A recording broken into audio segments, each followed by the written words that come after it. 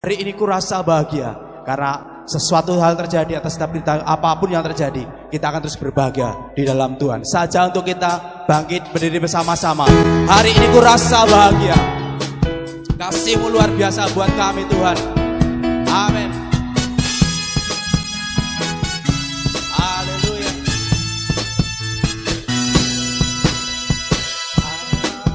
Hari ini ku rasa bahagia berkumpul bersama saudara seiman.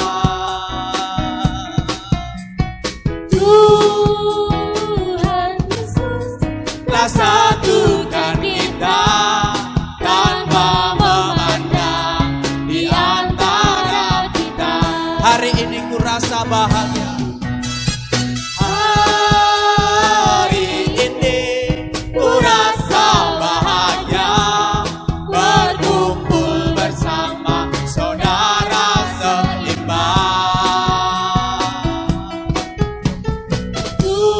Tuhan Yesus telah satukan kita tanpa memandang di antara kita.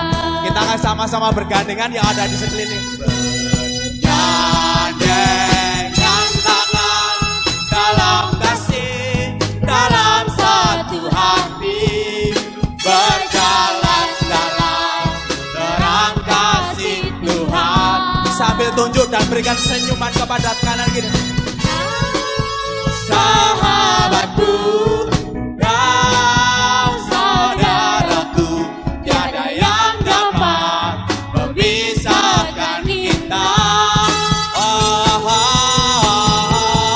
Kau sahabatku, kau saudaraku, tiada yang dapat memisahkan kita. Hari ini ku rasa bahagia. Hari ini ku rasa bahagia berkumpul bersama saudara seiman. Tuhan Yesus, Tuhan Yesus telah satukan kita tanpa memandang di antara kita. kita. Mau sama-sama bergandengan tangan. Bergandengan tangan dalam kasih, dalam satu hati, berjalan dalam terang kasih Tuhan. Sambil tunjuk kanan kiri berikan senyuman yang terbaik. Kau sahabatku, kau saudaraku, tiada yang dapat memisahkan kita. kau sahabatku, kau saudaraku, tiada yang dapat memisahkan kita. Sekali lagi katakan, bergandengan tangan. Bergandengan tangan dalam kasih, dalam satu hati, berjalan dalam terang kasih Tuhan. Katakan engkau sahabatku, sahabatku, kau saudaraku, tiada yang dapat memisahkan kita. Kau sahabatku, kau saudaraku, tiada yang dapat memisahkan Kita. dengan iman katakan tidak ada yang dapat, tiada yang dapat memisahkan kita. Sekali lagi katakan dengan sungguh, tiada yang dapat memisahkan kita. Amin, amin, haleluya, haleluya.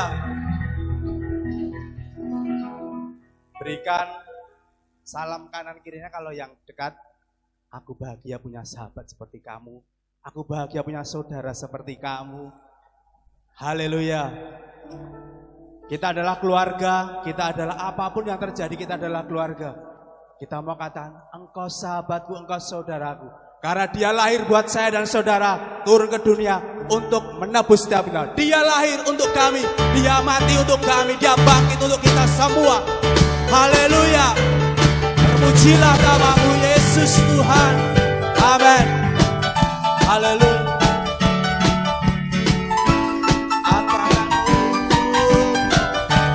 Katakan, dia lahir untuk kami, dia mati untuk kami, dia bangkit bagi kami semua.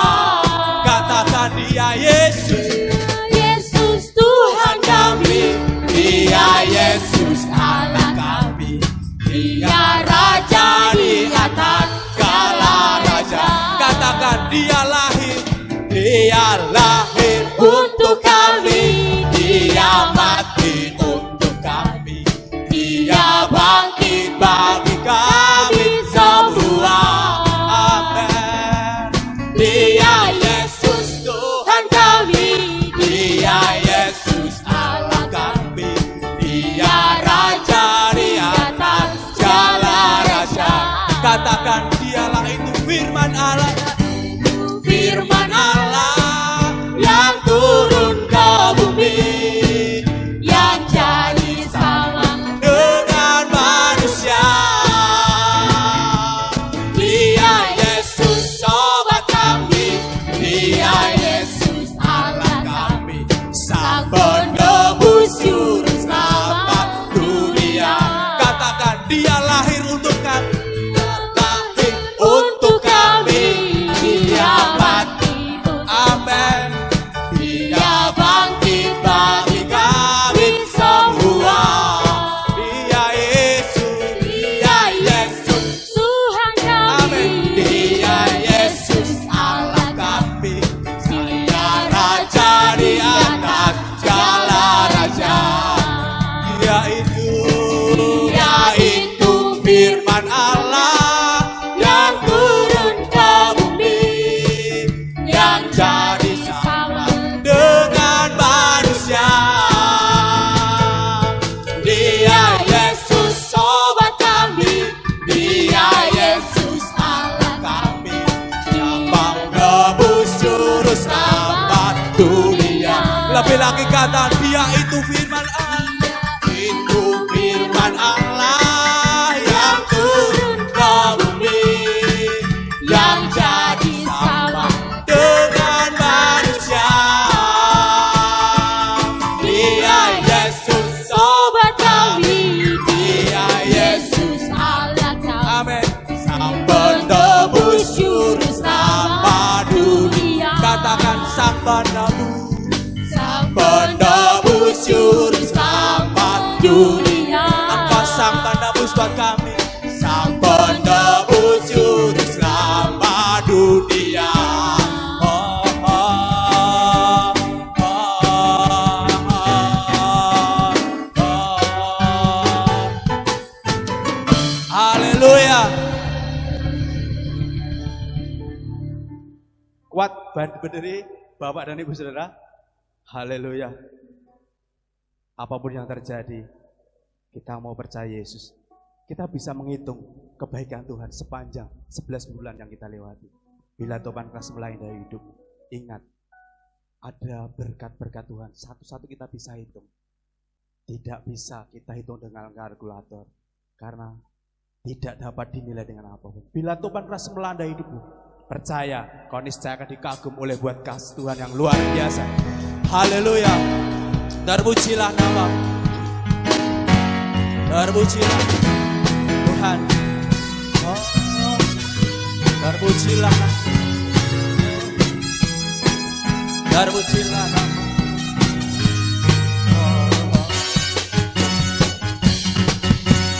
Bila tobat keras melanda hidupmu, bila putus asa dan letih lesu, berkat Tuhan satu-satu hitunglah.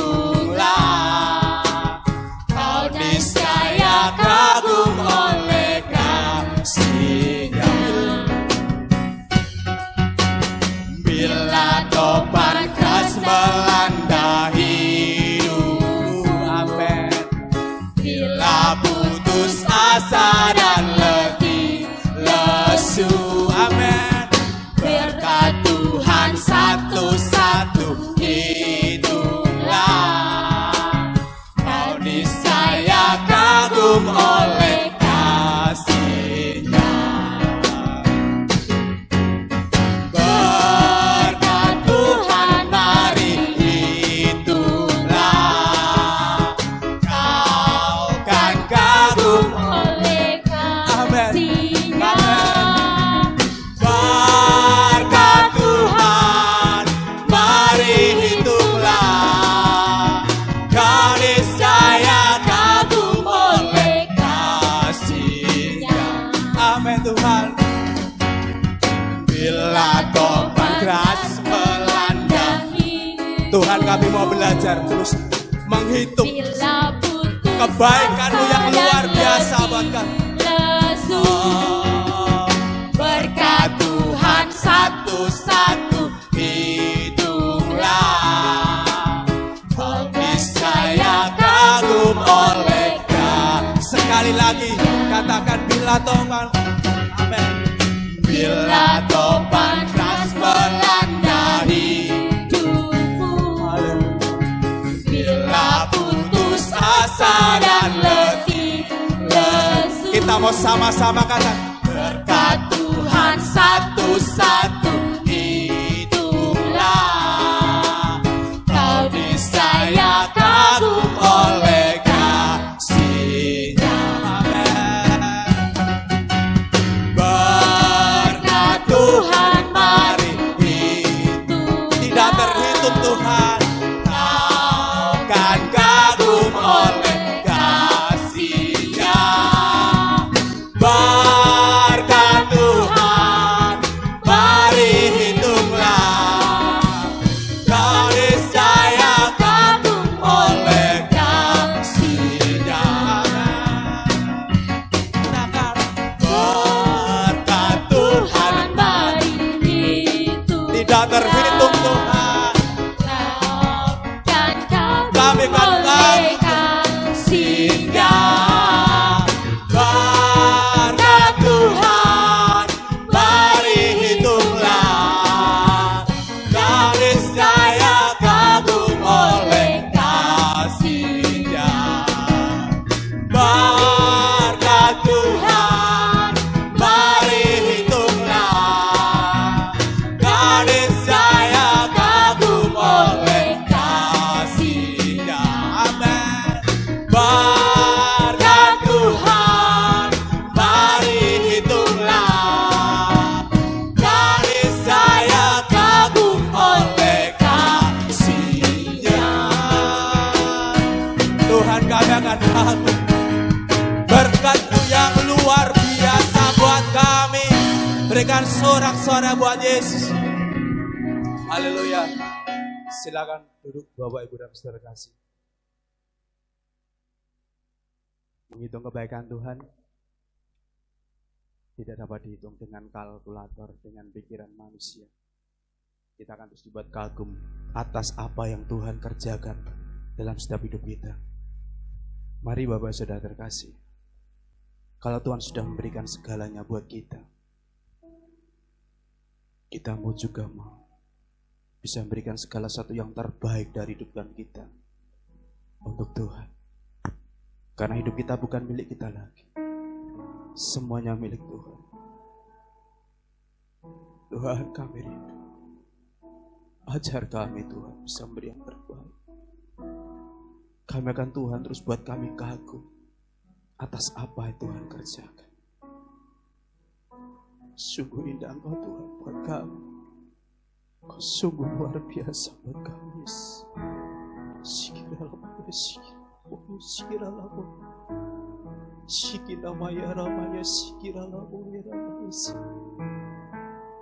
Ajar kami terus untuk melihat setiap kemurahan yang Tuhan beri, setiap apa yang Tuhan kerjakan. Terima kasih Yesus. Dia sungguh indah buat kita. Dia sungguh luar biasa. Dia sungguh indah. Dia Yesus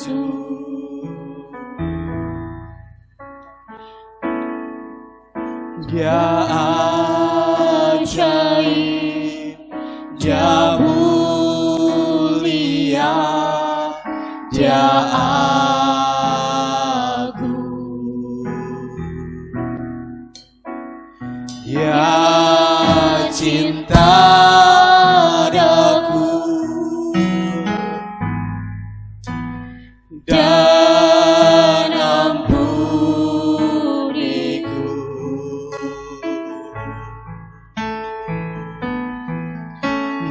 Bahkan rela berikan nyawanya untuk selamatkanku. Dia sungguh indah, Dia Yesus. terima kasih. Haleluya. Dia ajaib, Dia mulia, Dia agung, Dia cinta daku dan ampuniku.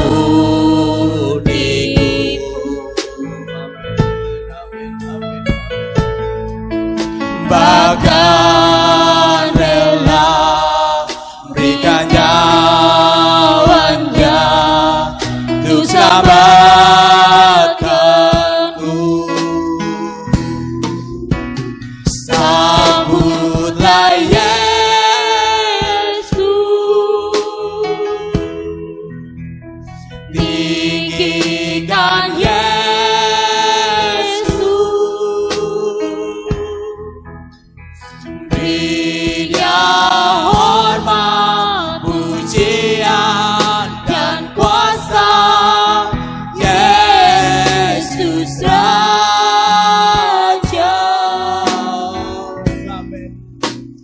Bagi yang mulia, ku angkat tanganku, Kau ku puja, ku cinta, ku sembah. Haleluya. Katakan Dia sungguh indah, sungguh indah. Dia Yesus. Engkau Allah yang ajaib Tuhan, Engkau Allah yang mulia. Dia ajaib, Dia mulia, Dia agung, Dia cinta daku dan ampuniku. Amin. Amin. Bahkan rela berikan nyawanya untuk selamatkanku. Sambutlah Yesus, tinggikan Yesus, beri Dia hormat, pujian dan kuasa. Yesus Raja. Bagi yang mulia,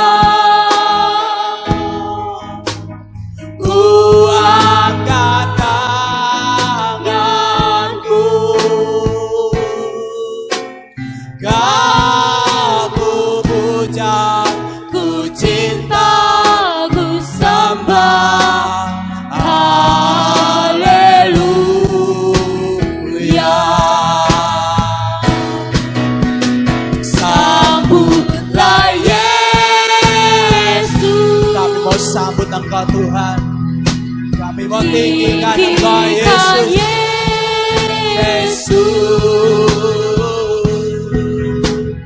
Beri Dia hormat, pujian dan kuasa. Yesus Raja. Bagi yang mulia, ku angkat tanganku. Kau ku puja, ku cinta, Ku sembah. haleluya. Kau ku puja, ku cinta, ku sembah, haleluya. Kau ku puja, ku cinta, ku sembah, haleluya.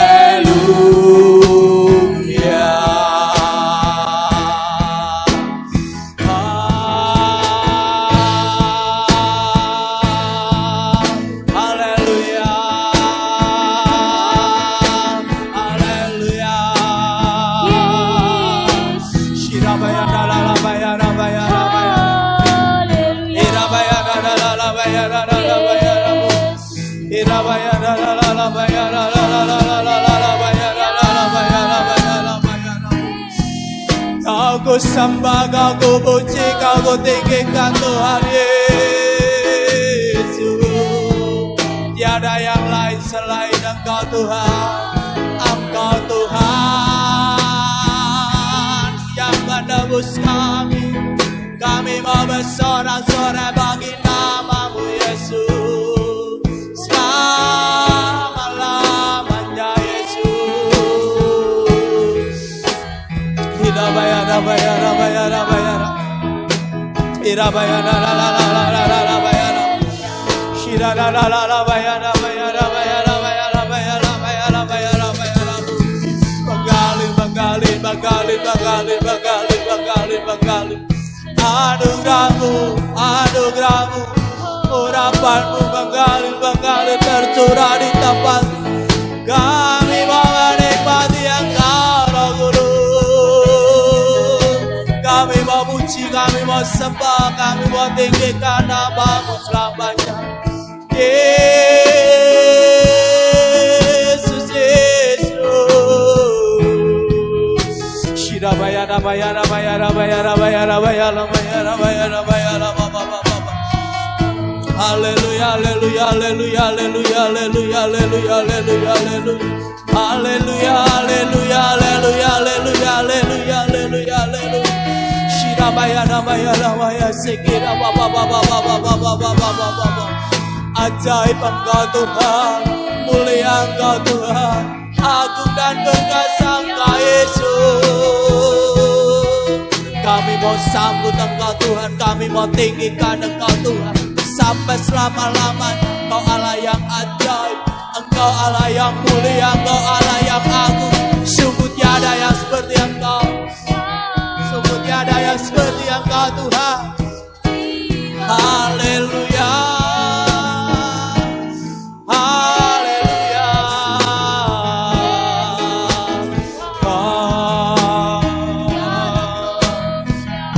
Irabaya rabaya rabaya sikira lama baba baba. Lebih dalam lagi kami masuk dalam hadirat, menikmati kasih dan anugerah-Mu Bapa, menikmati kebaikan-Mu, menikmati segala kemurahan-Mu. Haleluya, haleluya, haleluya, haleluya, haleluya, haleluya. Haleluya, haleluya, haleluya, haleluya, haleluya, haleluya, haleluya, haleluya, haleluya. Shirabaya rabaya rabaya rabaya. Irabaya rabaya rabaya rabaya rabu. Shirabaya rabaya rabaya rabaya rabaya rabaya sekirabaya rabaya rabaya se. Kami memuji kebesaran-Mu Tuhan. Kami memuji kebesaran-Mu Tuhan. Ajaib, ajaib, ajaib, ajaib, ajaib Engkau Tuhan. Sungguh tiada yang seperti Engkau Tuhan. Mulia, mulia, mulia, nama-Mu mulia Tuhan. Selama-lamanya Yesus, Yesus. Shira bayara bayara bayara bayara bayara bayara bayara bayara bayara bayara.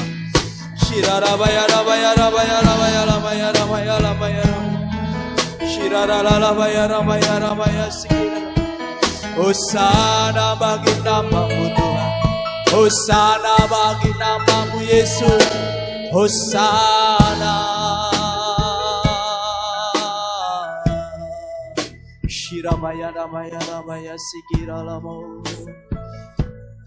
Tuhan Engkau ajaib. Tuhan Engkau luar biasa. Tuhan kami bersyukur. Tuhan ajar kami terus melihat kebaikan-Mu yang luar biasa, kemurahan-Mu yang luar biasa. Apapun keadaan kami saat ini,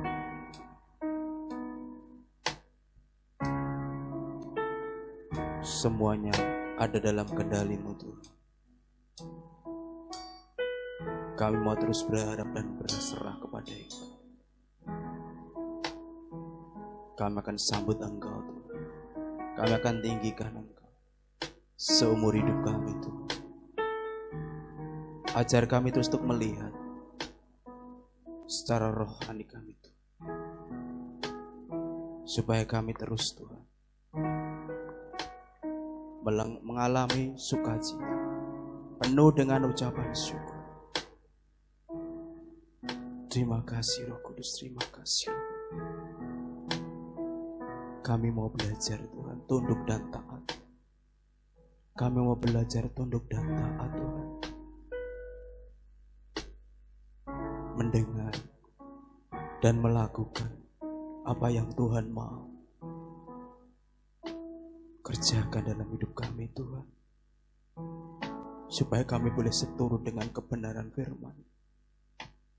Bukan keinginan kami, tapi menjalani seperti apa yang Tuhan mau Tuhan. Karena jejak-Mu sempurna Tuhan, saat kami mengikuti jejak. Firman-Mu sempurna Tuhan, saat kami berjalan sesuai dengan firman. Kami siapkan hati kami Tuhan, untuk mendengar dan melakukan firman. Terima kasih Roh Kudus, terima kasih.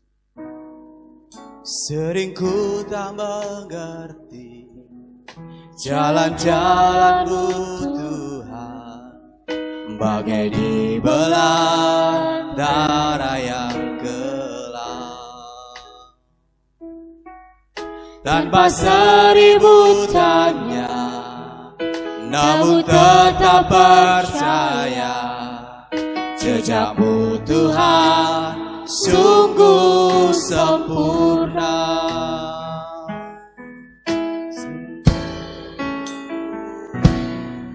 Sering ku tak mengerti jalan-jalan-Mu Tuhan, bagai di belantara yang gelap.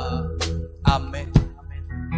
Tanpa seribu tanya, namun tetap percaya. Amin.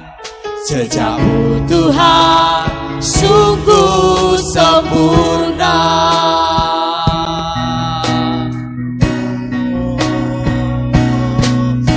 Ajarku memahami semua yang Kau ingini, agar hidupku puaskan. Kami mau Tuhan, hidup kami boleh memuaskan hati-Mu Bapa. Bagi-Mu aku rela, sepadu hati menghamba, serahkan diri, genapi karya Ajarku memahami semua yang kau ingini, agar hidupku puaskan hatimu. Bagimu aku rela sepenuh hati menghamba, serahkan diri genapi karyamu. Ajarku memahami, Tuhan ajari kami untuk memahami apa yang Tuhan ingini dalam hidup kami. Tuhan, puaskan hatimu. Bagimu aku rela sepenuh hati menghamba, serahkan diri genapi karya. Saja untuk kita bangkit berdiri sekali lagi. Ajarku memahami semua yang kau ingini, agar hidupku puaskan hatimu. Bagimu aku rela sepenuh hati menghamba, serahkan diri genapi karyamu. Katakan ajarku memahami semua yang kau ingini, agar hidupku puaskan hatimu. Bagimu aku rela sepenuh hati menghamba, serahkan diri genapi karyamu. Ajarku memahami, waktu saya Bapak Gembala ingini, agar hidupku puaskan hatimu. Bagimu aku rela sepenuh hati menghamba, serahkan diri genapi karyamu. Serahkan diri genapi karyamu. Serahkan diri genapi karyamu.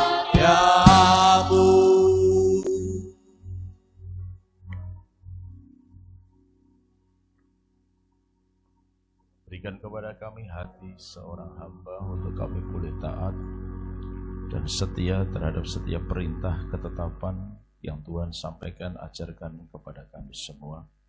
Berikan kepada kami hati dan telinga seorang murid untuk kami mau duduk diam di bawah kaki Tuhan, mendengarkan Tuhan berbicara kepada setiap kami, dan kami boleh mengerjakan semuanya sesuai dengan kehendak dan ketetapan Tuhan.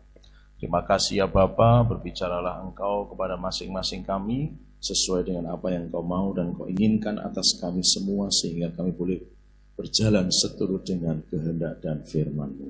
Terima kasih ya Tuhan, kuasai roh jiwa dan tubuh kami, agar setiap kebenaran yang Tuhan sampaikan dan ajarkan sungguh-sungguh akan bisa kami mengerti, kami pahami, dan pada akhirnya kami boleh lakukan semuanya di dalam setiap kehidupan kami. Terima kasih Tuhan, terima kasih. Kami bersyukur, kami berterima kasih, kami siapkan diri kami persilahkan Tuhan berbicara kepada setiap kami demi nama Tuhan Yesus Kristus. Haleluya, kita semua yang siap katakan amin. Silakan duduk para saudara yang dikasihi Tuhan. Shalom, puji Tuhan, saatnya kita akan sama-sama boleh belajar firman Tuhan pada kesempatan sore hari ini, Bapak Ibu Saudara. Dan masih dalam rangka kita belajar tentang akhir zaman. Hari ini kita akan melanjutkan pembelajaran kita dari firman Tuhan. Wahyu pasal pertama ayat yang keempat mulai. Wahyu pasal yang pertama ayat yang keempat mulai. Saya akan membacakan untuk kita semua sampai ayat yang ke-8. Dari Yohanes kepada ketujuh jemaat yang di Asia Kecil, kasih karunia dan damai sejahtera menyertai kamu dari Dia yang ada dan yang sudah ada dan yang akan datang, dan dari ketujuh roh yang ada di hadapan tahtanya, dan dari Yesus Kristus saksi yang setia, yang pertama bangkit dari antara orang mati dan yang berkuasa atas raja-raja di bumi. Bagi Dia yang mengasihi kita dan yang telah melepaskan kita dari dosa kita oleh darah-Nya, dan yang telah membuat kita menjadi suatu kerajaan, menjadi imam-imam bagi Allah Bapanya. Bagi Dialah kemuliaan dan kuasa sampai selama-lamanya. Amin. Lihatlah, Ia datang dengan awan-awan dan setiap mata akan melihat Dia. Juga mereka yang telah menikam Dia, dan semua bangsa di bumi akan meratapi Dia. Ya, amin. Aku adalah Alfa dan Omega, firman Tuhan Allah yang ada dan yang sudah ada dan yang akan datang, yang Maha Kuasa. Sampai di situ saja pembacaan kita. Kita simak lagi ayat 5 bagian B. Bagi Dia yang mengasihi kita dan yang telah melepaskan kita dari dosa kita karena darah-Nya. Nah, sebagaimana yang saya sampaikan minggu yang lalu tentang berbahagialah mereka yang membacakan, mendengarkan, dan menyimpan atau menuruti firman Tuhan, itu yang disebut berbahagia atau diberkati, Bapak Ibu Saudara. Ya, dalam bahasa aslinya itu artinya diberkati. Nah, dalam rangka itu, mengapa firman Tuhan disampaikan demikian? Ya, karena waktunya sudah dekat. Itu yang kemarin kita pelajari. Lalu hari ini firman Tuhan memberikan kepada kita sebuah informasi, sebut saja demikian, bahwa surat ini ditujukan kepada 7 jemaat di Asia Kecil. Kalau hari ini itu wilayahnya masuk di Turki, Bapak Ibu Saudara. 7 jemaat yang disebutkan dalam ayat ini itu ada di wilayah Turki hari ini. Sebutannya begitu negara itu, tapi waktu itu disebut sebagai Mesopotamia, kalau tidak salah seperti itu. Nah, apa yang dituliskan atau apa yang diwahyukan Tuhan kepada Yohanes, yang surat ini ditujukan kepada 7 jemaat yang ada di Asia Kecil, yang juga nanti kita akan pelajari sama-sama tentang hal itu. Maaf, Saudara. Tetapi ke semua tulisan-tulisan itu diteguhkan atau ditegaskan mengenai apa yang barusan tadi kita baca di bagian ayat 5 bagian B. Bagi Dia yang mengasihi kita dan yang telah melepaskan kita dari dosa kita oleh darah-Nya. Jadi dalam penglihatan itu atau dalam tulisan yang disampaikan oleh Yohanes di Pulau Patmos ini mengacu atau mengarahkan setiap pembaca-pembacanya untuk mereka mengerti dan memahami bagaimana Tuhan sudah melepaskan umatnya itu lewat pengorbanan Yesus Kristus di kayu salib. Dalam bahasa yang kita baca ini, oleh darah-Nya. Tentu ini tidak hanya sekedar berbicara darah Yesus begitu saja, tetapi ini jelas adalah mengacu kepada rangkaian pengorbanan Yesus Kristus di kayu salib. Dan kita tahu bersama, rangkaian korban Yesus di kayu salib tidak tiba-tiba ada di kayu salib dan selesai di sana atau berhenti di sana. Tidak, rangkaian itu begitu rupa perjalanan hidup kayu salib atau perjalanan menuju kepada kayu salib. Itu perjalanan yang kalau dalam bahasa saya itu perjalanan yang cukup menyakitkan dan melelahkan. Dimulai dari ketika Tuhan mengerti, Yesus mengerti bahwa Dia harus mati di kayu salib. Dia bergumul di Taman Getsemani. Dan kemudian Injil Lukas mencatat bahwa peluhnya bagaikan titik-titik darah. Perjuangan itu sudah dimulai sejak awal. Bahkan kalau saya boleh menyebut perjalanan Yesus atau penderitaan Yesus dimulai sejak pelayanannya, di mana Dia ditolak, Dia dicaci maki, Dia dihina, Dia dikhianati, dan terakhir sebelum Dia ditangkap adalah Dia sudah dijual oleh Yudas. Dan semua itu Yesus tahu. Yesus mengerti bahwa Dia akan dijual oleh Yudas. Yesus tahu bahwa Petrus akan mengkhianati Dia. Semuanya itu dalam rangka kemahatauannya. Dia mengerti perjalanannya akan menjadi seperti apa. Sehingga saya menyebutnya sebagai perjalanan itu sudah mulai dengan penderitaan, dimulai sejak awal. Sebelum dia masuk dalam penangkapan, sebelum dia masuk dalam penyiksaan, penderitaannya sudah dimulai. Karena secara manusia, dia sudah mulai dikhianati dan dijual. Dan artinya Bapak Ibu Saudara yang dikasihi Tuhan, kalau pengorbanan Yesus di kayu salib penuh dengan begitu rupa hal yang kalau secara manusia, dalam bahasa manusia, menyakitkan, menderita begitu rupa, bukankah itu artinya kita memiliki pribadi yang luar biasa? Katakan amin. Karena tidak ada tokoh yang begitu mau dengan rela menanggung kesalahan umatnya. Tidak ada tokoh yang begitu rupa mau hidup menderita dalam pengetahuannya. Dalam pengetahuan yang saya maksud adalah dia tahu bahwa dia akan menderita. Dia tahu dia akan dikhianati. Dia tahu dia akan dijual. Betapa itu sudah menyakitkan kalau secara manusia, Bapak Ibu Saudara.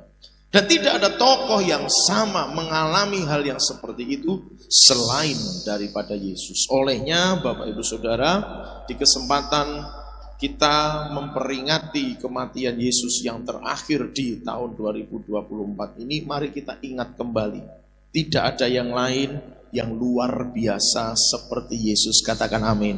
Maka jangan pernah tinggalkan Yesus. Kasih tahu kanan kiri muka belakang, jangan pernah tinggalkan Yesus. Karena nggak ada yang lain, Bapak Ibu Saudara. Nggak ada tokoh yang lain yang mau menderita. Bahkan kalau bahasa Alkitab ini dipakai, tidak ada tokoh lain yang rela menanggung dosa manusia. Silahkan dicari catatan-catatan itu. Sekarang ini teknologi AI kan canggih, saudara. Cari saja. Perintahnya bisa diketik dengan jelas. Tolong carikan tokoh yang mau rela menanggung dosa umat manusia. Saudara hanya akan temukan itu namanya Yesus saja. Jadi adalah, maaf bicara ya kalau bahasa saya mungkin terlalu keras dan kasar. Terlalu bodoh kalau ada orang Kristen meninggalkan Yesus. Hanya demi sesuatu yang lain yang sifatnya fana. Yang sifatnya tidak akan mungkin kekal abadi. Kenapa? Karena di tempat lain tidak ada yang lain. Di tempat yang lain tidak ada tokoh yang rela menanggung dosa umatnya, itu tidak ada. Dosa pengikutnya itu tidak ada. Yang berkorban demi pengikutnya, oke, mungkin juga ada. Tapi yang rela nanggung dosa itu yang tidak ada, Bapak Ibu Saudara. Yang rela nanggung dosa lo ya. Jadi bedakan itu. Antara rela berkorban, ya berkorban sih oke-oke saja. Kalau mau rela nanggung dosa, itu yang tidak ada. Nah, Yesus dikatakan ayat 5 bagian terakhir itu mengasihi kita dan telah melepaskan kita dari dosa. Jadi Yohanes 3 ayat 16 masuk dalam ayat ini. Bahwa dia mati itu karena dosa kita. Dia rela berkorban itu karena dosa kita. Dia rela menyerahkan nyawanya itu karena kasihnya kepada kita. Jadi kenapa dia harus ada di kayu salib? Itu karena kasihnya. Maka kenapa pengajaran yang Yesus sampaikan, hukum yang terutama itu disebutkan kasihilah. Bukan layanilah. Bukan setialah. Tapi kasihilah Tuhan Allahmu dan sesamamu manusia. Perintahnya adalah perintah kasih. Perintahnya adalah untuk mengasihi. Karena firman-Nya sudah menunjukkan. Dia rela berkorban karena kasihnya. Oleh sebab itu Bapak Ibu Saudara, mari mengasihi dia tanpa batas. Katakan sama-sama, mengasihi Yesus tanpa batas. Itu yang harus kita lakukan. Kalau kita bisa mengasihi Yesus tanpa batas, apapun yang terjadi Bapak Ibu Saudara, kita akan tetap mengasihi dia. Katakan amin. tidak akan pernah tergoyahkan oleh apapun, tetap bisa mengasihi di tengah-tengah hujatan, tetap bisa mengasihi ketika ditolak, tetap bisa mengasihi tetap ketika dikhianati, tetap bisa mengasihi ketika cambuk yang berduri, yang berpaku itu merobek dagingnya, tetap bisa mengasihi ketika kulit kepalanya robek karena mahkota duri, tetap bisa mengasihi ketika tangan dan kaki terpaku, tetap bisa mengasihi ketika lambungnya ditusuk dengan tombak, tetap bisa mengasihi sekalipun murid-muridnya meninggalkan dia, tetap bisa mengasihi sampai di titik, ayo nak kumpul lagi sebelum aku naik ke surga dan sebelum aku datang lagi nantinya. Kumpul yuk, tak kasih penghibur, tak kasih pengurapan, tak penuhi Roh Kudus. Kumpul lagi. Itu karena kasihnya. Kebanyakan manusia adalah ketika dia sudah ditolak dan disakiti, tidak akan mungkin lagi bisa mengasihi dengan kasih yang sama. Mungkin mengasihi, bersikap baik mungkin tetap bisa. Tetapi untuk mengasihi dengan kasih yang sama dari yang sebelumnya dia khianati orang lain, mungkin agak susah kita menemukan orang yang semacam itu. Tapi Yesus kasihnya tetap sama. Mari memiliki kasih yang tetap sama. Yang sepakat katakan amin. Jadi Bapak Ibu Saudara, karena kasihnya dia melepaskan kita dari dosa. Dan itu dia lakukan hanya dengan darahnya. Jadi tidak ada tokoh manapun yang berkorban sampai di titik seperti ini kecuali Yesus. Berbahagialah saudara dan saya yang tetap setia mengikut dia sampai dia datang kali yang kedua. Katakan amin. Jadi Bapak Ibu Saudara, hari ini dalam rangka kita belajar tentang akhir zaman, apa yang perlu kita upgrade, kita tingkatkan dari hidup kita adalah kasih. Kasih itu Bapak Ibu Saudara. Karena firman Allah di bagian yang lain, kalau tidak salah catatan 1 Korintus mengatakan kasih itu menutupi banyak sekali dosa. Artinya apa? Orang kalau sudah penuh dengan kasih, melihat orang lain itu tidak melihat keburukannya, bukan kejelekannya. Sekalipun mungkin dia melakukan sebuah kesalahan, tapi kalau hati penuh kasih, kehidupan penuh kasih, melihat orang itu bukan kesalahannya, keburukannya, tidak akan mungkin. Kenapa? Kasih menutupi banyak sekali dosa. Yang dia lihat adalah dia temanku, yang dia lihat dia adalah keluargaku, yang dia lihat dia adalah sahabatku atau seterusnya. Karena hatinya penuh kasih. Kalau Yesus memandang manusia dari sudut dosanya, maka tidak perlu Yesus mati di kayu salib, karena dia akan sangat-sangat disakiti dengan dosa-dosa manusia. Bukankah itu yang sebenarnya pernah bahasa manusianya pernah terjadi di sepanjang perjanjian lama? Begitu umat Israel dipilih jadi bangsa pilihan, berulang kali mereka menyakiti hati Tuhan dengan mereka jatuh bangun dalam dosa. Bahkan dosa yang sama, yang paling banyak dicatat dalam Alkitab adalah penyembahan berhala. Itu sangat menyakiti hati Tuhan sebenarnya. Kalau Tuhan melihat dosa manusianya, gak mungkin Tuhan rela turun ke dalam dunia menjadi manusia dan mau rela mati untuk manusia, menggantikan manusia. Gak mungkin saudara. Karena sudah terlalu banyak manusia itu menyakiti hati Tuhan. Jadi Bapak Ibu Saudara, kasih itu akan memampukan kita tidak melihat kejelekan orang lain, sekalipun memang mungkin jelek, gitu. Sekalipun memang mungkin jahat, tapi kasih itu akan memampukan kita melihat orang lain bukan dari sisi keburukannya, tapi dari sisi kebaikannya. Katakan amin.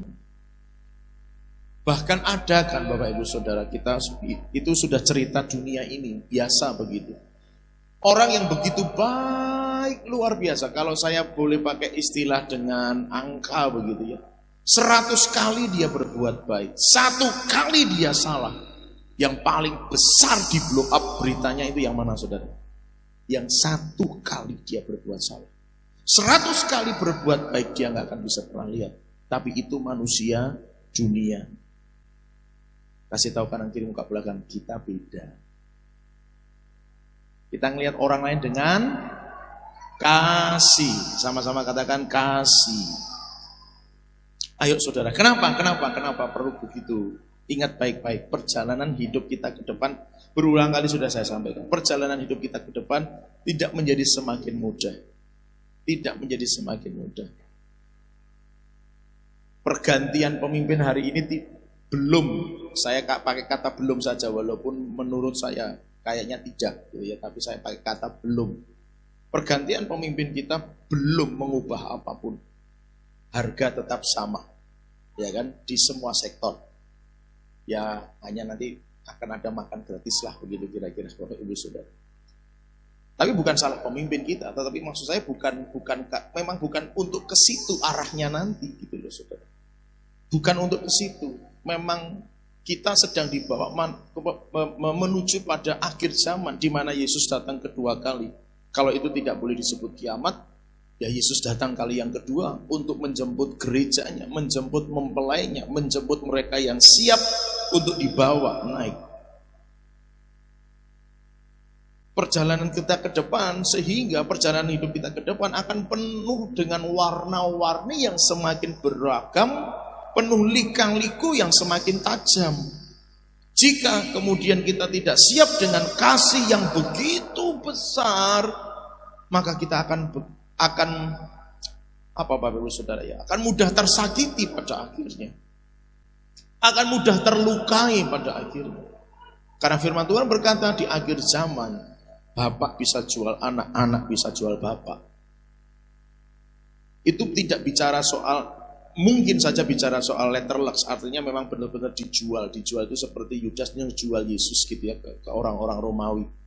Itu loh bapakku Kristen tangkepen, ben aku untuk duit kan gitu. Atau bapak juga ngomong, itu tangkepan anakku, dia Kristen, ben aku untuk duit. Bisa begitu. Letterluxnya bisa begitu, bisa terjadi. Tapi saya lebih memahaminya sebagai atmosfer, saling tikam sana sini dalam bahasanya. Itu atmosfernya. Orang saling menjatuhkan dengan cara yang tidak sesuai dengan kehendak Tuhan. Yang memang menjatuhkan tidak boleh ya. Tidak ada menjatuhkan yang sesuai dengan kehendak Tuhan. Maksud saya adalah orang saling sikut, orang saling jegal, orang saling fitnah, orang bisa saling dalam bahasa tanda kutip membunuh satu dengan yang lain. Bahkan catat baik-baik, ingat baik-baik.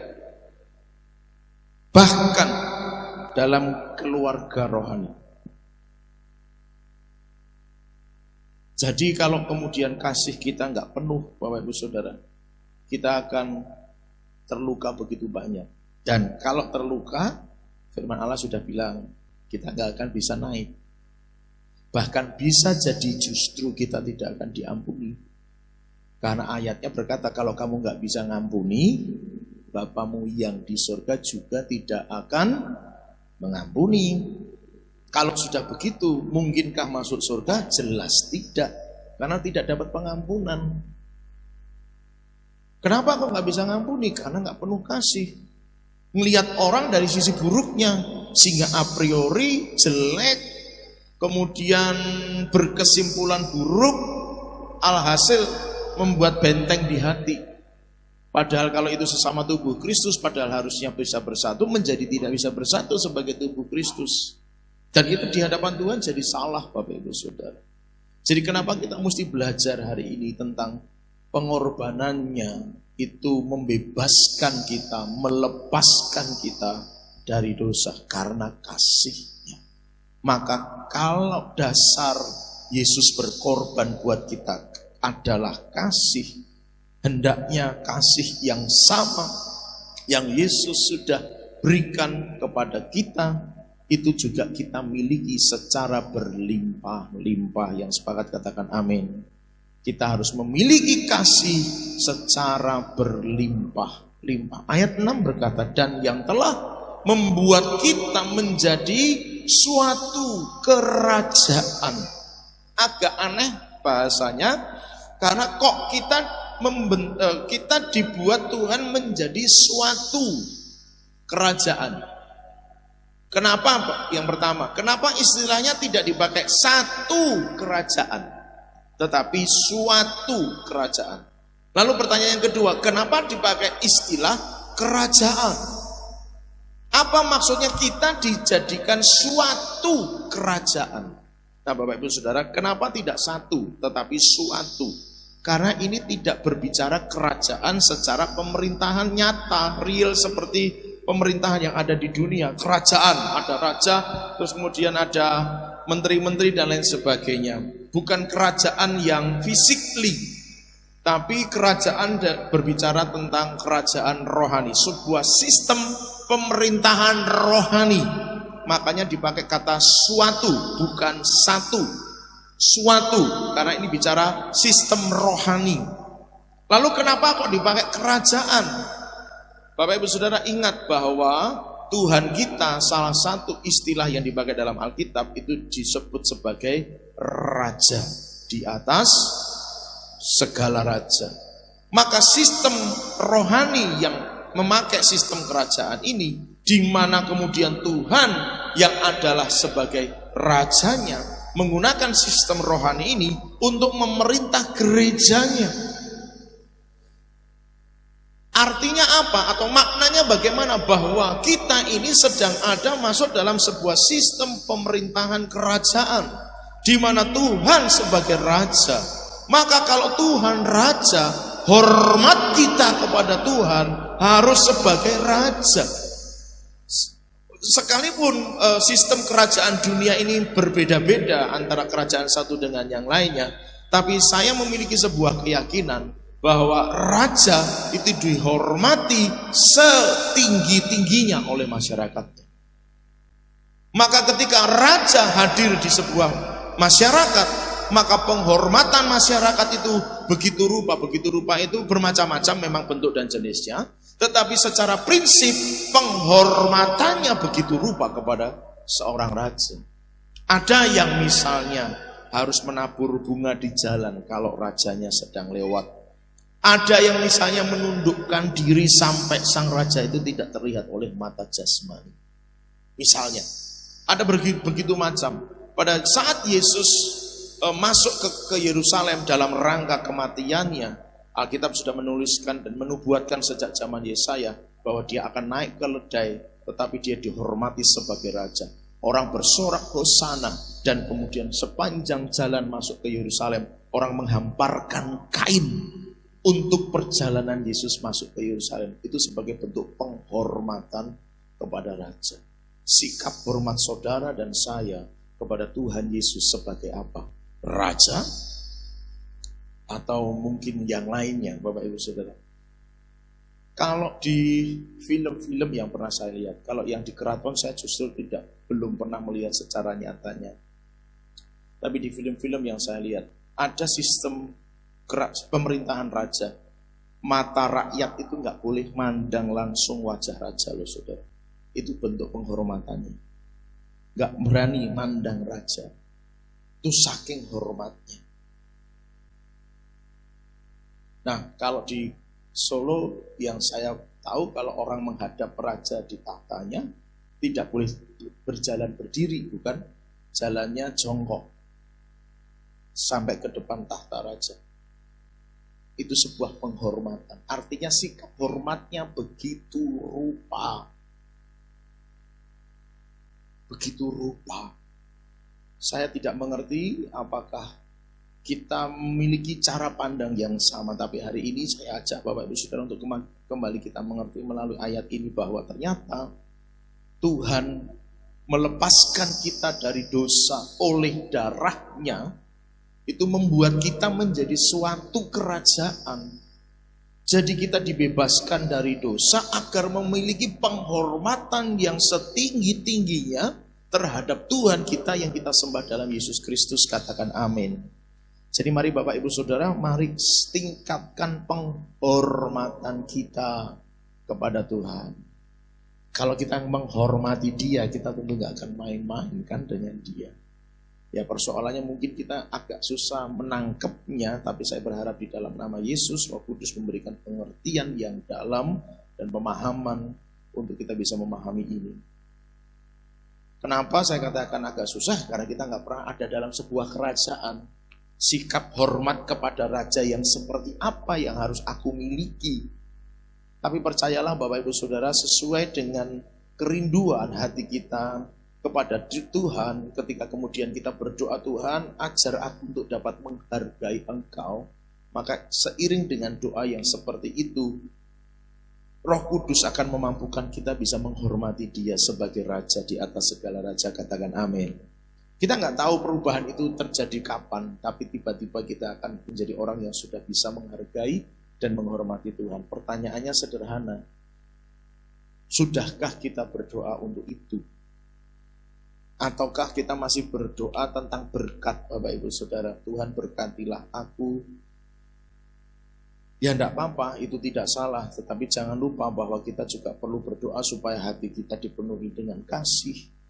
Jangan lupa berdoa supaya kita diberikan hikmat untuk mengerti firman Tuhan dan pada akhirnya bisa melakukannya.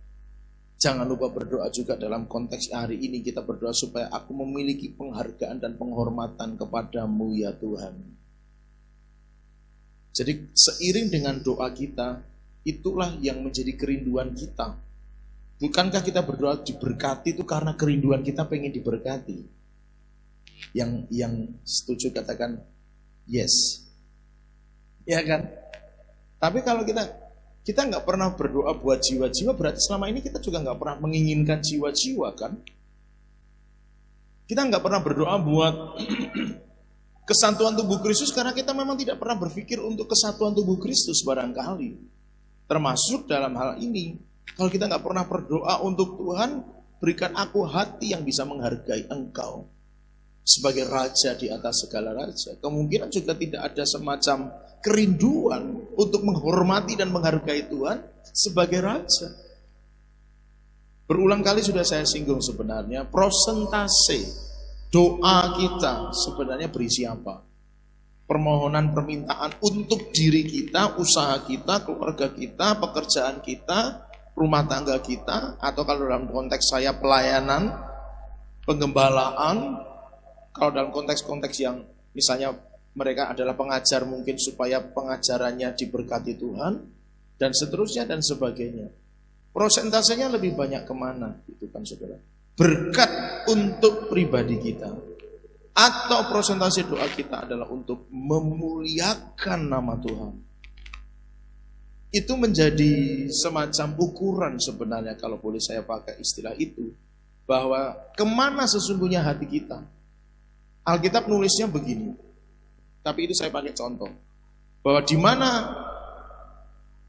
hartamu berada, di situ hatimu berada. Di mana hartamu berada, di situ hatimu berada. Saya pakai ayat ini mengambil nilainya. Perhatikan begini Bapak Ibu Saudara. Kalau orang punya hati untuk jiwa-jiwa, maka pasti dia akan kasih hartanya juga untuk jiwa-jiwa. Karena di mana hartamu berada, di situ hatimu berada. Orang bangun besar bisnisnya, butuh duit enggak saudara? Butuh duit, banyak enggak? Banyak, maka disitulah hatinya berada. Hatinya sedang berisi tentang membangun bisnis yang besar. Tapi coba ada panggilan Bapak Ibu Saudara, mari kita nyumbang, kita nabur untuk penginjilan di daerah sana. Mungkin tidak sebanyak yang akan dia keluarkan untuk bisnisnya yang besar itu. Kenapa? Hatinya. Karena hartamu berada, di situ hatimu berada. Makanya kenapa saya bolak-balik ngajak Bapak Ibu Saudara, yuk nabur yuk. Ke hal-hal yang banyak lain di luar sana. Doakan besok kita akan eksekusi taburan kita dari ulang tahun gereja itu ke apa Pak? Panti Adulam ya, itu UDGJ, lalu yang satunya ke Panti HIV. besok kita akan antarkan barang itu. Kenapa kemudian kita rindu untuk berbuat itu?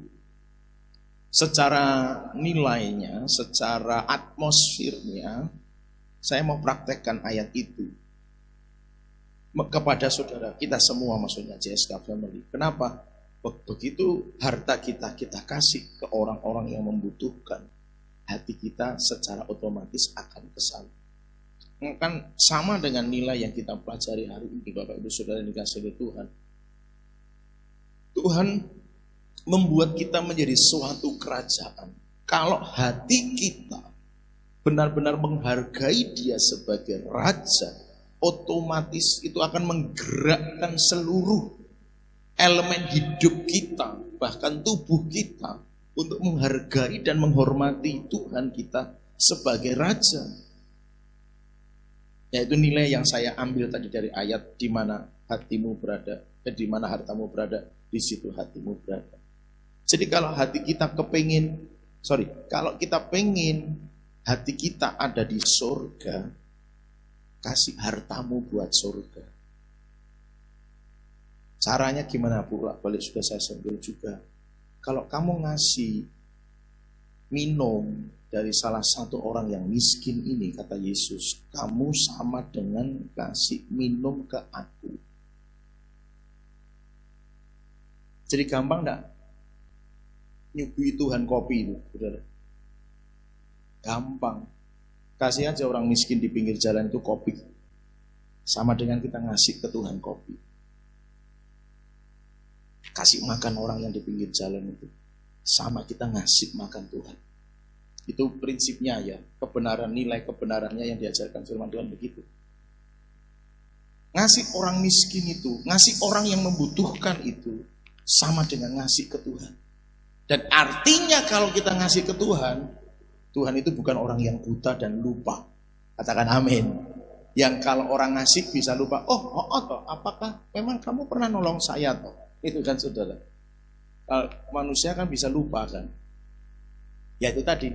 Apalagi kebaikan yang 100 kali bisa lupa, tapi begitu 1 kali saja kesalahan itu diingat sampai seumur hidup, gitu kan. Nah, jangan sampai itu terjadi. Jadi sederhananya begitu. Kalau hati kita pengen di surga, kasih harta kita ke surga. Caranya itu tadi.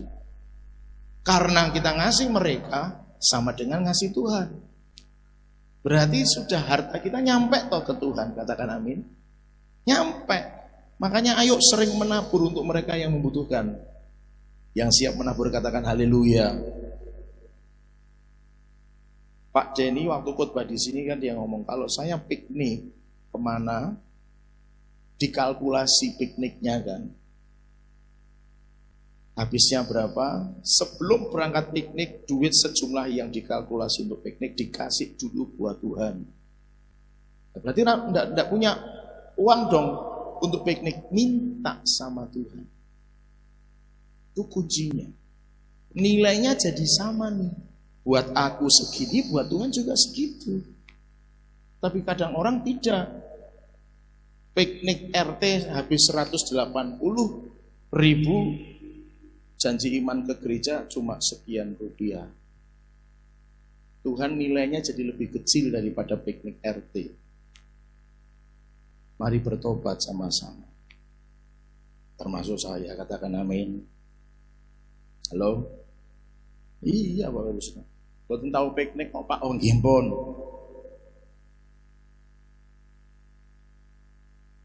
Jadi supaya nilai kerajaan, loh mana ayatnya? Tapi sudah ada di sini.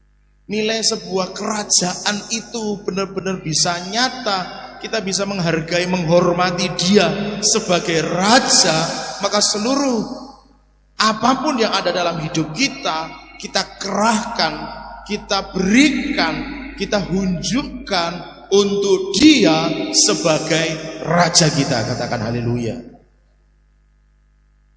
Makanya sistemnya kerajaan. Tapi ini bukan kerajaan fisik, kerajaan rohani. Dan ingat Bapak Ibu Saudara bahwa semuanya itu dalam rangka tadi kita dilepaskan dari dosa oleh darahnya.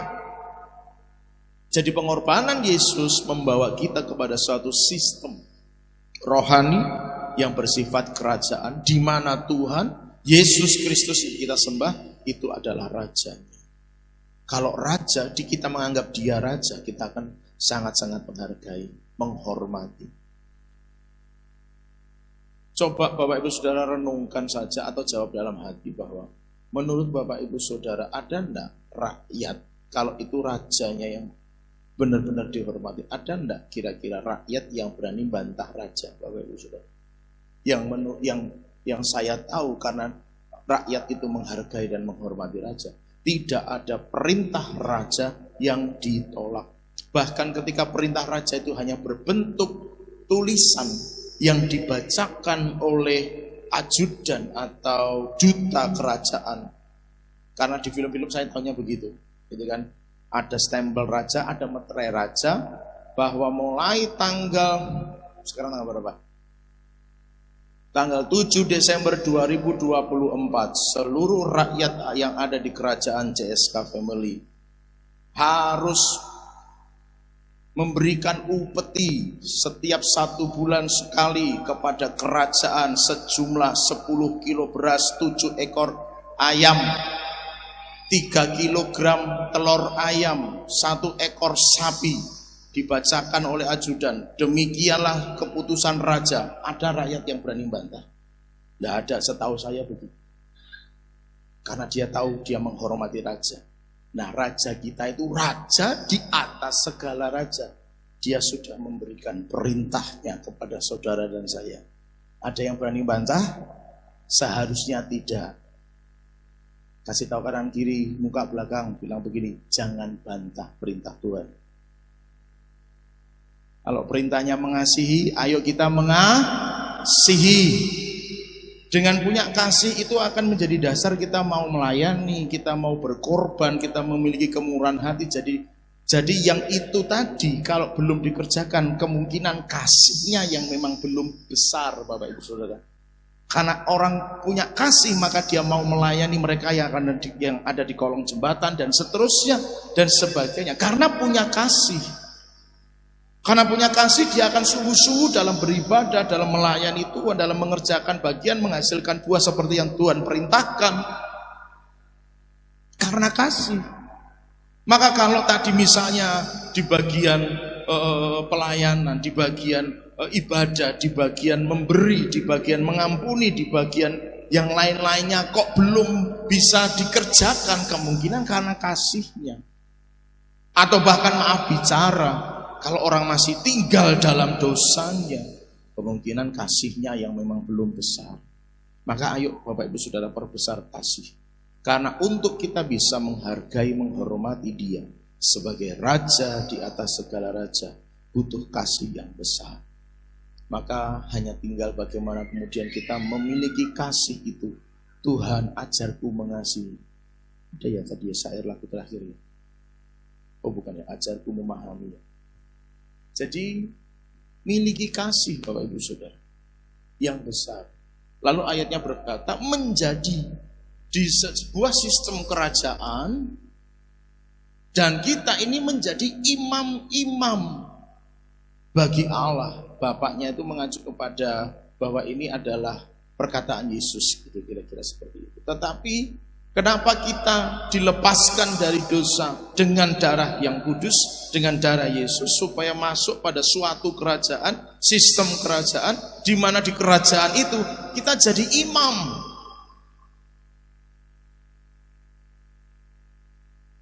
Imam itu punya hak istimewa di hadapan Tuhan. Katakan sama-sama, hak istimewa. Baca kitab imamat, atau kalau tidak dari kitab Keluaran dan seterusnya sampai Ulangan. Tapi paling banyak di imamat. Setiap imam, baik itu imam besar maupun imam saja, karena dalam struktur ibadah orang Israel itu ada imam besar yang masuknya ke ruang Maha Kudus, ada imam saja yang tidak boleh masuk ke ruang Maha Kudus, hanya boleh masuk ke ruang kudus. Jadi kemah tabernakel atau bait suci orang Israel itu terdiri dari, di dalamnya ada beberapa ruangan, ada ruangan Maha Kudus, ada ruang kudus, ada pelataran halaman dan seterusnya. Ya, yang boleh masuk ke ruangan Maha Kudus yang di dalamnya hanya berisi tabut perjanjian itu imam besar. Yang masuk di ruangan kudus imam saja. Imam itu punya hak istimewa di hadapan Tuhan. Dalam konteks perjanjian lama atau bangsa Israel, imam itu tidak usah kerja. Tapi jangan diambil itunya ya, jangan diambil kata itunya. Aku nggak usah kerja aja deh, kan aku imam. Bukan, tapi hak istimewanya yang tadi saya maksudkan. Jadi jangan diambil itunya. Hak istimewanya salah satunya adalah nggak usah kerja. Lalu makanya dari mana? Orang Israel kumpulin persepuluhan mereka, kasih ke imam untuk mereka makan. Terus di hari-hari tertentu ada aturan-aturan tertentu seperti yang bawa korban dan lain sebagainya ada di sana. Jadi punya hak istimewa. Mereka tidurnya di bait suci, sekalipun mereka punya kemah sendiri. Tapi imam yang berjaga dan bertugas tidur di bait suci, punya hak istimewa. Tidak semua, bukan tidak semua, memang tidak boleh. Yang lainnya hanya imam, baik imam besar maupun imam saja yang boleh masuk ke ruangan kemah pertemuan. Artinya ada hak istimewa yang Tuhan berikan kepada mereka. Mereka nggak punya warisan tanah memang, tapi mereka dipelihara oleh Tuhan.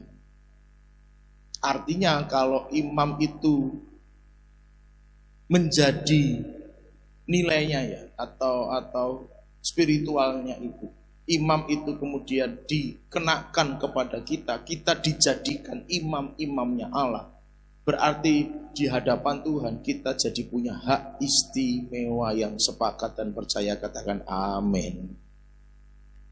Kita punya hak istimewa, tapi ingat kalimat ayat 5 bagian terakhir, dilepaskan dari dosa. Nek sudah dilepaskan dari dosa, jangan berbuat dosa lagi.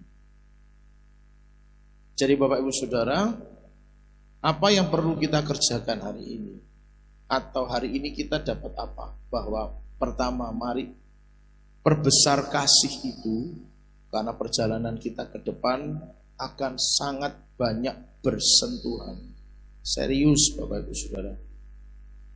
Nanti kita cek saja untuk 5 tahun ke depan dalam masa pemerintahan yang baru ini. Apa yang akan terjadi?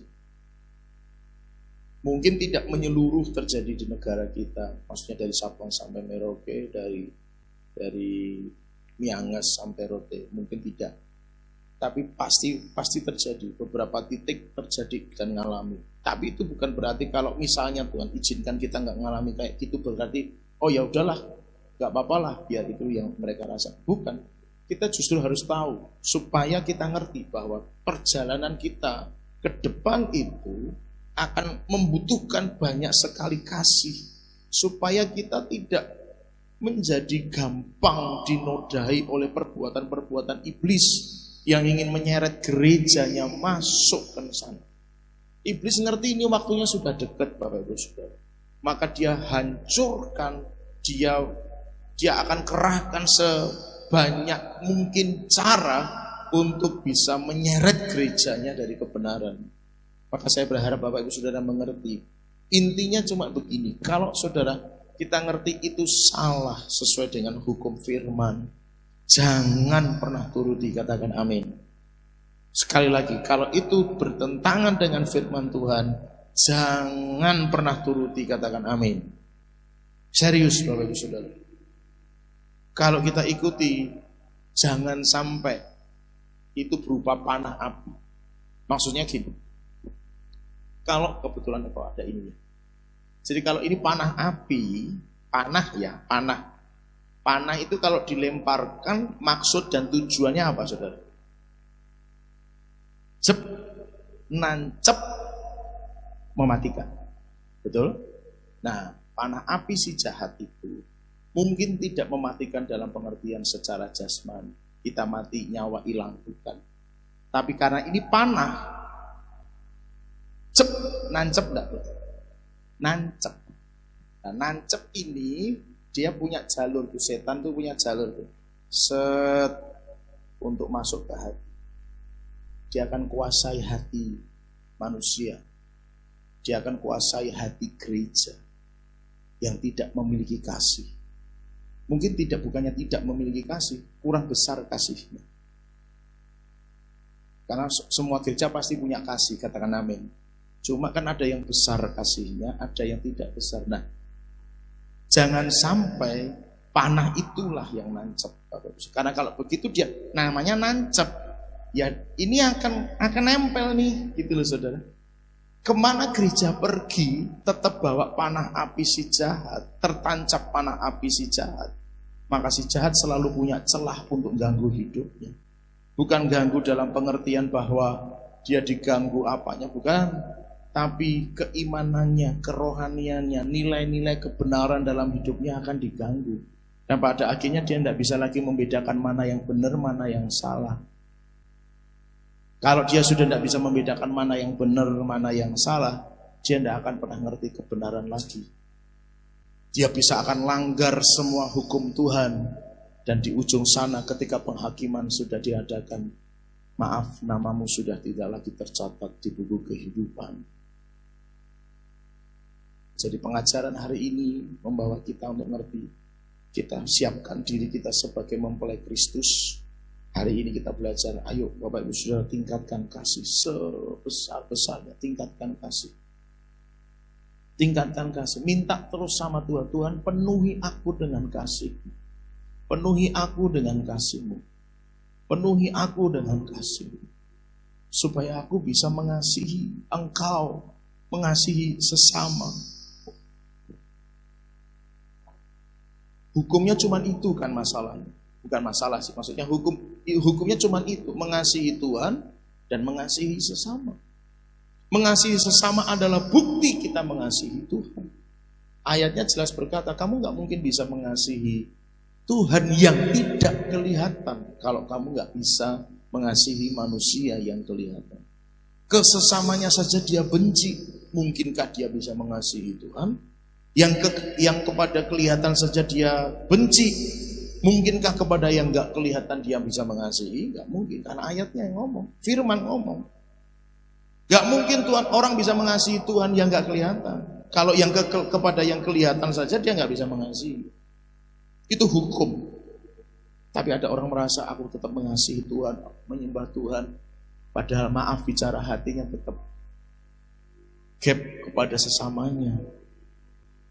Hatinya gak dipenuhi dengan ketergerakan belas kasihan. Bapak Ibu Saudara, saya gak nakut-nakutin. Tapi saya mempersiapkan jemaat yang punya daya tahan tubuh rohani yang kuat. Yang sepakat dengan saya katakan haleluya. Yang sepakat dengan saya katakan saya mau. Amin. Kita punya ketahanan tubuh rohani yang kuat. Kenapa? Perjalanan hidup kita ke depan itu jelas akan membutuhkan banyak kasih yang begitu. Saudara akan diperhadapkan kepada sebuah kenyataan yang begitu, mungkin seperti Yesus kalau saya boleh pakai istilahnya, atau saya pinjam situasinya, seperti yang tadi di awal sudah saya singgung. Yesus tuh mencoba menolong manusia, tapi manusia menolak dia kan. Dia kumpulkan muridnya, tapi muridnya mengkhianati dia, bahkan menyangkal dia kan.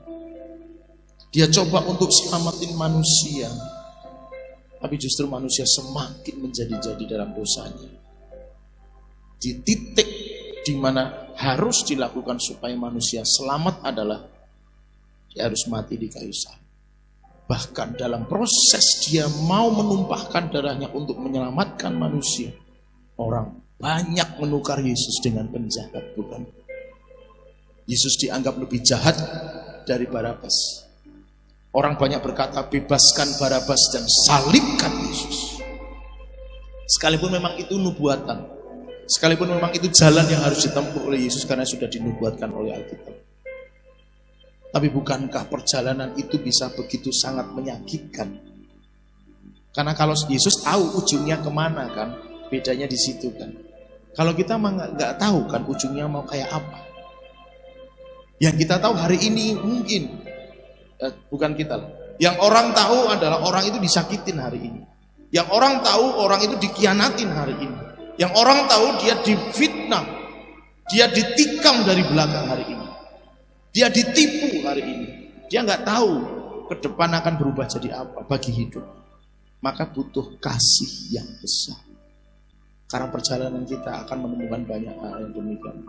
Saya berpesan kepada seluruh CSK Family yang hari ini Tuhan percayakan untuk saya kembali. Saya sangat-sangat memohon, berpesan kepada Bapak Ibu Saudara CSK Family.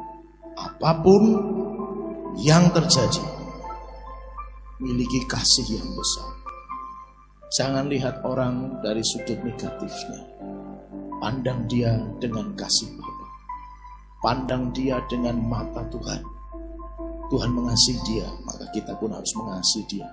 Betapapun atau bagaimanapun kondisi dan keadaannya, lihat dia dengan cara Tuhan. Pandang dia dengan kasih Tuhan.